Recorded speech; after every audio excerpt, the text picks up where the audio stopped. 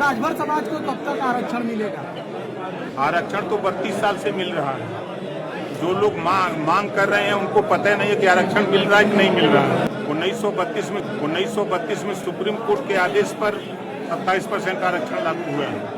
आज 32 साल हो गया, उसको लेने के लिए लोग तैयार नहीं है। जो अभी मिलेगा उसकी चिंता है, जो मिल रहा है उसको लेने के लिए तैयार नहीं है। किसी समाज को किस तरह से छला जाता है, किसी समाज को किस तरह से गुमराह किया जाता है, इसकी बानगी उत्तर प्रदेश में एक नेता के द्वारा देखने को मिली है। ओम प्रकाश राजभर से ये उम्मीद वो लगाए समाज बैठा था कि ये जब सत्ता में आएंगे तो सबसे पहले हमारे हक और अधिकार की बात करेंगे, और होना भी चाहिए था। आपको याद होगा इस उत्तर प्रदेश में एक और संगठन है जागो राजभर जागो। वो लगातार राजभर समाज को एसटी में शामिल कराने के लिए यानी एसटी आरक्षण दिलाने के लिए लगातार प्रयत्न कर रहा है। ओम प्रकाश राजभर और उनके बेटे लगातार उस पर भी दलाली का आरोप लगाते रहे। जो ओम प्रकाश राजभर का नया बयान आया है उसके बाद से तो उस समाज की सारी उम्मीदें धरी की धरी रह गई। उस राजभर समाज को यह भी बात समझनी चाहिए कि जिस भारतीय जनता पार्टी ने ओबीसी को 27% आरक्षण मिलने के बाद उस सरकार से समर्थन वापस लेकर के सरकार गिरा दी थी, उस सरकार में रह करके भला कोई उसी ओबीसी समाज में एक अति पिछड़े समाज को आरक्षण कैसे दिला सकता है। साथियों नमस्कार, मैं हूं रजनीश और आप जन आदर्श भारत देख रहे हैं। किसी समाज को किस तरह से छला जाता है, किसी समाज को किस तरह से गुमराह किया जाता है, इसकी बानगी उत्तर प्रदेश में एक नेता के द्वारा देखने को मिली है। उत्तर प्रदेश की योगी कैबिनेट में बैठे ओम प्रकाश राजभर इसकी बानगी हैं। और ओम प्रकाश राजभर का एक बयान इस वक्त काफ़ी ज़्यादा सुर्खियों में है और लोग लगातार उस पर कमेंट कर रहे हैं। और स्वयं उन्हीं के समाज के लोग और उस समाज के लोग उन्हें ट्रोल क्यों ना करें, उस समाज के लोग उस नेता से सवाल क्यों ना पूछें जिस नेता ने 2 दशक पहले उसी समाज की रहनुमाई का दावा किया था। उस नेता ने साफ तौर पे कहा था कि हम सत्ता में आएंगे तो सबसे पहला काम हम आपके हक और अधिकार को दिलाएंगे, हम आपके आरक्षण के बारे में चर्चा करेंगे और हम आपको आरक्षण दिलाएंगे। और बहुत सारी बड़ी बड़ी बातें की थी और यहाँ तक कहा था कि हम ये नहीं करेंगे तो हम असली माँ बाप के औलाद नहीं हैं। ओम प्रकाश राजभर ने यह भी मंच पे चढ़ करके अपने समाज के लोगों के सामने सौगंध खाई थी कि हम आजीवन कभी चुनाव नहीं लड़ेंगे, यहाँ तक कि हम राज्यसभा नहीं जाएंगे, विधान परिषद नहीं जाएंगे। लेकिन ओम प्रकाश राजभर दूसरी बार विधायक है और दूसरी बार मंत्री भी बने हैं। जो सबसे बड़ा सवाल समाज के आरक्षण का था, राजभर समाज को एसटी में शामिल कराने वाली जो बात थी, उस पर राजभर समाज के लोगों का जो भावनात्मक जुड़ाव था, राजभर समाज के बीच लगातार उनके आरक्षण के बारे में बड़ी बड़ी बातें करके ओम प्रकाश राजभर ने अपनी तरफ भावनात्मक तरीके से जोड़ने की कोशिश की थी और वो समाज ने बहुत साथ भी दिया।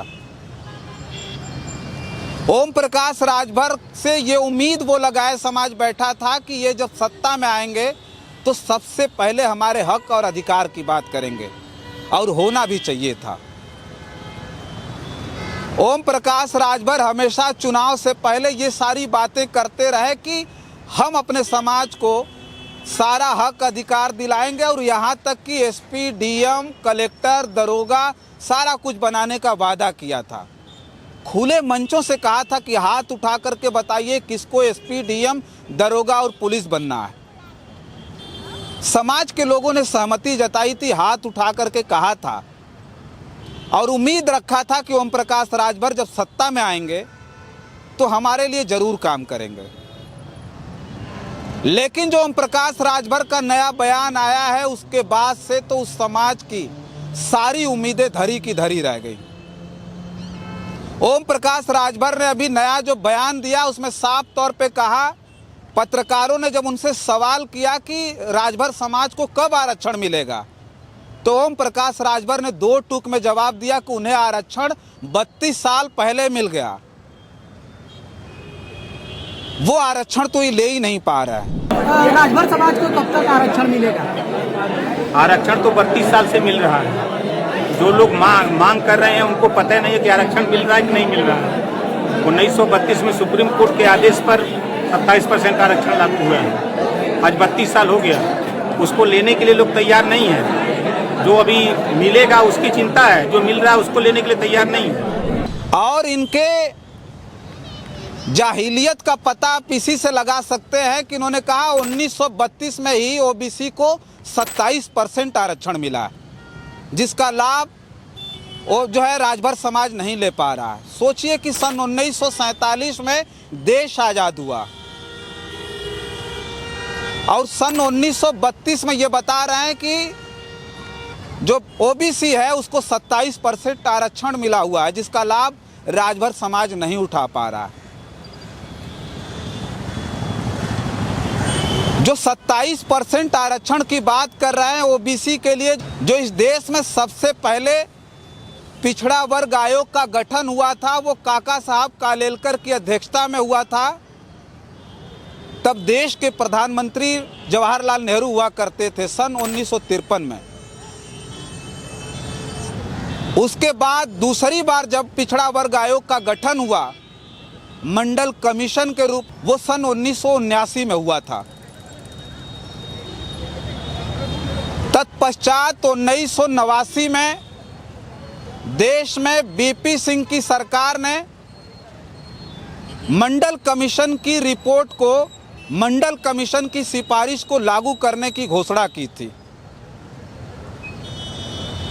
और जैसे ही बीपी सिंह की सरकार ने मंडल कमीशन की सिफारिशों को लागू करने की बात कही थी, उसी वक्त भारतीय जनता पार्टी, जिसने समर्थन देकर के बीपी सिंह की सरकार बनाई थी, उसने विरोध करते हुए अपना समर्थन वापस ले लिया था।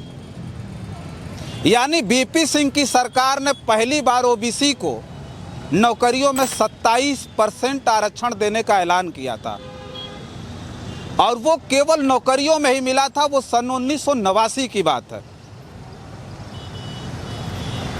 उसके बाद सन 2006 में उच्च शिक्षा संस्थानों में ओबीसी को 27% आरक्षण मिला। लेकिन उत्तर प्रदेश की कैबिनेट में बैठे एक मंत्री ओम प्रकाश राजभर, जो 1932 में बता रहे हैं कि ओबीसी को 27% आरक्षण मिल गया था, और 1932 से लेकर के अब तक का जो फासला जोड़ेंगे वो अधिक होता। लेकिन उन्होंने कहा कि 32 साल पहले ओबीसी को आरक्षण मिल गया है।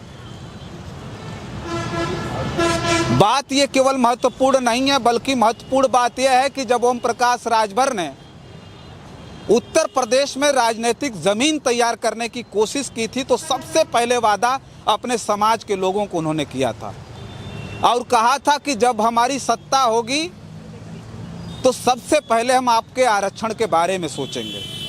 यानी राजभर समाज लगातार आवाज उठा रहा है कि हमें एसटी में शामिल किया जाए, तब जाकर के हमको हमारा हक और अधिकार मिलेगा। लेकिन अब जो नया बयान आया ओम प्रकाश राजभर का, उसमें साफ तौर पर उन्होंने कहा कि 32 साल पहले उन्हें आरक्षण मिल गया है, उसका लाभ ले ही नहीं रहे हैं वो। यानी अब एसटी में अपने आप को शामिल कराने वाली बात राजभर समाज को बिल्कुल भूल जानी चाहिए।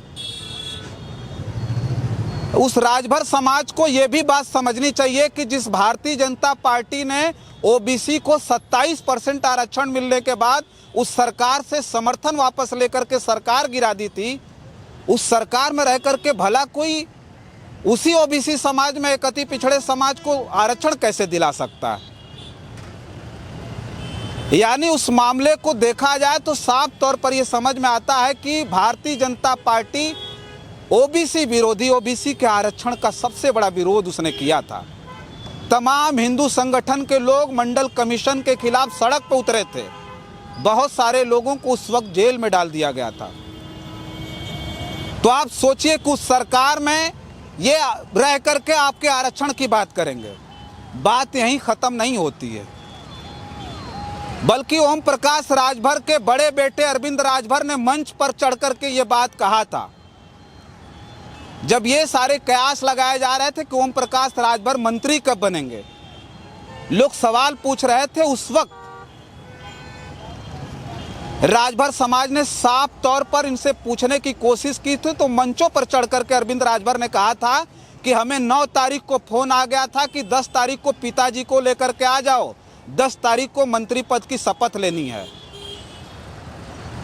सोचिए, टेक्निकल प्रॉब्लम बताया था उनके बेटे ने, साफ तौर पर मंचों से ये बताया। बहुत ये बयान वायरल हुआ था और ये रातों रात मसीहा बन गए थे उस बयान से।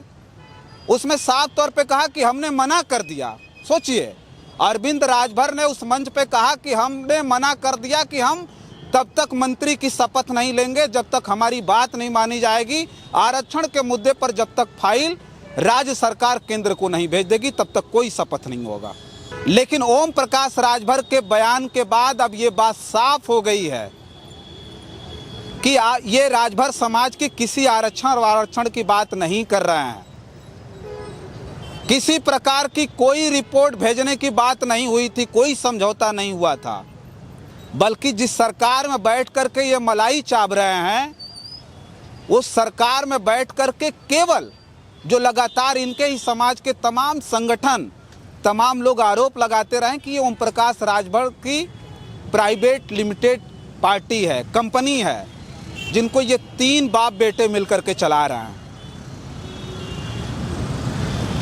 सोचिए, जो राजभर समाज ये उम्मीद लगा करके बैठा था कि ये सत्ता में जाने के बाद हमारे आरक्षण के बारे में कहेंगे, हमें आरक्षण दिलाएंगे और हमारी आने वाली पीढ़ियां विकास की तरफ जाएंगी, वो राजभर समाज अपने आप को कितना छला महसूस कर रहा है। उत्तर प्रदेश की कैबिनेट में बैठे ओम प्रकाश राजभर ने कैसे अपने समाज को छला है, एक बयान से वो सारे लोगों को पता चल गया। इनके बेटे जब मंचों पर चढ़ रहे हैं तो झूठ पर झूठ बोल रहे हैं, अपने समाज के लोगों को गुमराह कर रहे हैं। ओम प्रकाश राजभर जब मंच पर चढ़ रहे हैं तो झूठ पर झूठ बोल रहे हैं। अभी इनकी सफाई भी आई है, उन्होंने कहा कि ये एआई से बना दिया गया है, एआई से बना करके चलाया जा रहा है। तो भले 1932 वाली जो बात है, अगर ये इनके कथनानुसार एआई से चलाई जा रही हो, लेकिन ये बात तो मंत्री जी सत्य है जिसमें आपने साफ तौर पे कहा कि 32 साल पहले राजभर समाज को यानी ओबीसी समाज को 27% आरक्षण मिला, उसका लाभ राजभर समाज नहीं ले रहा है और नए के चक्कर में पड़ा हुआ है। उसी नए के चक्कर में ला करके वही राजभर समाज ने आपको यहाँ तक पहुँचाया है। अब वो राजभर समाज आज कहीं ना कहीं पूरी तरह से अपने आप को छला महसूस कर रहा है। आपको याद होगा, इस उत्तर प्रदेश में एक और संगठन है जागो राजभर जागो, वो लगातार राजभर समाज को एसटी में शामिल कराने के लिए यानी एसटी आरक्षण दिलाने के लिए लगातार प्रयत्न कर रहा है। ओम प्रकाश राजभर और उनके बेटे लगातार उस पर भी दलाली का आरोप लगाते रहे। ओम प्रकाश राजभर तो खुद कई बार कह चुके हैं कि ये लोग समाज की दलाली कर रहे हैं, समाज के लोगों को भ्रमित कर रहे हैं।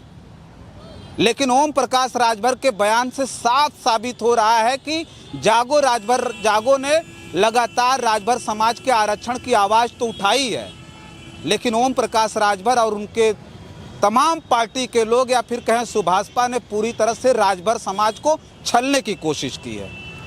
जिसे लेकर के आपकी क्या प्रतिक्रिया कमेंट बॉक्स में ज़रूर लिख करके बताइएगा। बहुत सारी खबरों के लिए बने रहे जन आदर्श भारत के साथ और हमें दें इजाज़त। नमस्कार।